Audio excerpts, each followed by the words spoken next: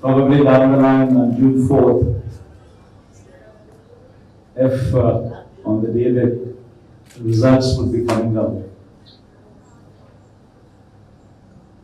I promise that this results would ensure that the whole country would stand up and look towards Andhra Pradesh.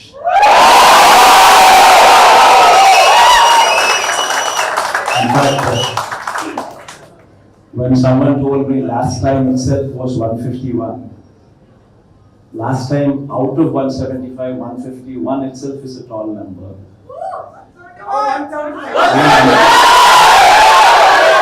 And someone told me 22 out of 25 itself is a tall number. This time, we're going to beat that record. We will surpass 151, we will surpass 250. మొన్న 13వ తారీఖు polling అయిన తర్వాత ఆ polling సరళి కానీ polling ముందు జరిగిన పరిణామాలు కానీ చూస్తూ ఉంటే ఎన్నిక అనేది ఏకపక్షంగా కూటమి వైపు ప్రజలు మొగ్గు చూపారనేది మనకు అర్థమవుతా ఉంది. దానికి అంతకు ముందు జరిగిన పోస్టల్ బ్యాలెట్లో కానీ అలాగే హైదరాబాద్ నుంచి బెంగళూరు చెన్నై నగరాల నుంచి ప్రజలు ట్రైన్స్లో బస్సుల్లో యాలాడుతూ వాళ్ళు వచ్చిన తీరు, టోల్ గేట్స్ దగ్గర రద్దీ, ఇవన్నీ సంక్రాంతి పండుగను తలపించే విధంగా ప్రజలు వచ్చి ఓట్లేసిన విధానం కానీ అలాగే పర్సంటేజ్ ఆఫ్ పోలింగ్ ఎక్కడ చూసినా కూడా గతంలో కంటే కూడా 2-3% మినిమం ఎక్స్ట్రా, కొన్ని చోట్ల అయితే 10%, 11% కూడా ఎక్స్ట్రా పోలింగ్. అంటే ప్రజల్లో ఒక కసి, ఈ ప్రభుత్వానికి ఎట్టి పరిస్థితుల్లో కూడా బై చెప్పాలన్న ఒక ఆలోచన, వాళ్ళ కసి ఆ ఓటింగ్లో కనిపించింది. వీటన్నిటితోటి అంతేకాకుండా మనం పోలింగ్ అయిన తర్వాత కూడా 175 కాన్స్టిట్యూన్సీల్లో మరి చంద్రబాబు నాయుడు గారు, పవన్ కళ్యాణ్ గారు అలాగే పురంధేశ్వరి గారి ఆదేశాల మేరకు మొత్తం రివ్యూలు కూడా చేసుకుంటే బూత్ వైజ్ కూడా అనాలిసిస్లో ఎక్కడ చూసినా కూడా ఒక పాజిటివ్ వేవ్ కూటమికి కనిపించిన విషయం మనం చూస్తూ ఉన్నాం. అయితే దీన్ని డైవర్ట్ చేస్తూ వైసీపీ నాయకులు జగన్మోహన్ రెడ్డి గారు మొన్న లండన్ వెళ్ళే ముందు ఆయన పీకే టీం ఏదైతే ఐపాక్ టీం ఉందో ఐపాక్ టీంతో మాట్లాడినప్పుడు ఆయన చేసిన కామెంట్స్ కానీ ప్రజలు షాక్ అవుతారని చెప్పాడు. ప్రజలు, దేశం కూడా డెఫినెట్గా మేము కూడా అంటా ఉన్నాం. ఎందుకంటే ఖచ్చితంగా షాక్ అవుతారు. ఎందుకంటే ఆ రిజల్ట్స్ అంత ఏకపక్షంగా కూటమి వైపు రాబోతా ఉంది.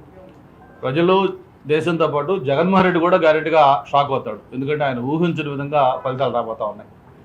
దాంతోపాటు ప్రత్యేకించి విశాఖపట్నంలో వైవి సుబ్బారెడ్డి గారు కానీ మరి అలాగే బొత్స సత్యనారాయణ గారు కానీ గత 7 రోజులుగా వాళ్ళు ఆడుతున్న మైండ్ గేమ్ చూస్తే చాలా నవ్వు వస్తూ ఉంది మాకు. జూన్ 9న విశాఖపట్నంలోనే 9 గంటల 35 నిమిషాలకు ప్రమాణ స్వీకారం, అలాగే స్టేడియం పోయి ఏర్పాటు చూడటం కోసం స్టేడియం వెళ్తూ ఉంటాం, అలాగే స్టార్ హోటల్స్ బుక్ చేస్తామని చెప్పడం, ఇవన్నీ కూడా చూస్తూ ఉంటే అందరూ నవ్వుకుంటూ ఉన్నారు. పక్క అన్ని సర్వేలు, దేశంలో ఉండే ప్రెస్టీజియస్ సంస్థలు అన్ని, ఆల్ సెఫాలజిస్టులు మొత్తం కూడా ఎన్నికల్లో రేపు కూటమి కన్విజన్ సాధించబోతా ఉంది అని చెప్పి ఒక పక్క చెప్తా ఉంటే, ఓటింగ్ సరళి చూసిన అందరూ కూడా మాట్లాడుతూ ఉంటే వాళ్ళు ఈ విధంగా డైవర్ట్ చేయడం అనేది చాలా నవ్వులాటగా అందరూ ఫీల్ అవుతూ ఉన్నారు. దాన్ని ఎవరు కూడా సీరియస్ తీసుకోలేదు. పోస్ట్ పోలింగ్ కూడా వాళ్ళ దాడులు కానీ వాళ్ళ వైఖరి చూస్తూ ఉంటే అర్థమవుతాం. నిన్న మనకి ఏదైతే పిన్నెల్లి రామకృష్ణారెడ్డి గారి వీడియో ఒకటి వైరల్ అయింది. ఒక ఈవీఎం మిషన్ని డైరెక్ట్గా క్యాండిడేట్ బూత్లోకి వెళ్ళి ఎంత ఓపెన్గా అతను దాన్ని ధ్వంసం చేస్తున్నాడంటే అది వాళ్ళ ఫ్రస్ట్రేషన్, వైసీపీ నాయకులు కంటెస్టెడ్ క్యాండిడేట్లకి ఆ ఫ్రస్ట్రేషను క్లియర్గా కనిపిస్తూ ఉంది. 4వ తారీఖు దాకా వాళ్ళు ఎన్ని ప్రయత్నాలు చేసినా ఎన్ని చేసినా కూడా పబ్లిక్ తీర్పు ఏంటో ఆల్రెడీ బాక్స్లో నిక్షిప్తమై ఉంది. మరి అది ఖచ్చితంగా ఎన్డీఏ కూటమికి ఫేవరబుల్గా రాబోతూ ఉంది. మళ్ళీ ఏదైతే వాళ్ళు చెప్తా ఉన్నారో 9వ తారీఖు, ఆ 9వ తారీఖున జగన్మోహన్ రెడ్డి గారు కాదు, చంద్రబాబు నాయుడు గారు ఈ రాష్ట్ర 3వ ముఖ్యమంత్రిగా మళ్ళీ ఆయన ప్రమాణ స్వీకారం చేయబోతా ఉన్నారు. అలాగే విష్ణుకుమార్ రాజు గారు, చంద్రమోహన్ రెడ్డి గారు, నేను, మన రఘు, నలుగురం కూడా కంటెస్ట్ చేస్తున్నాం ఎమ్మెల్యేలుగా. నలుగురు కూడా అసెంబ్లీలో అడుగు పెట్టబోతా ఉన్నాం. దీన్ని ఘంటాబద్ధంగా చెప్పగలం. అందరూ కూడా మంచి మెజారిటీతో ఎన్డీఏ కూటమి అభ్యర్థులు గెలవబోతా ఉన్నారు.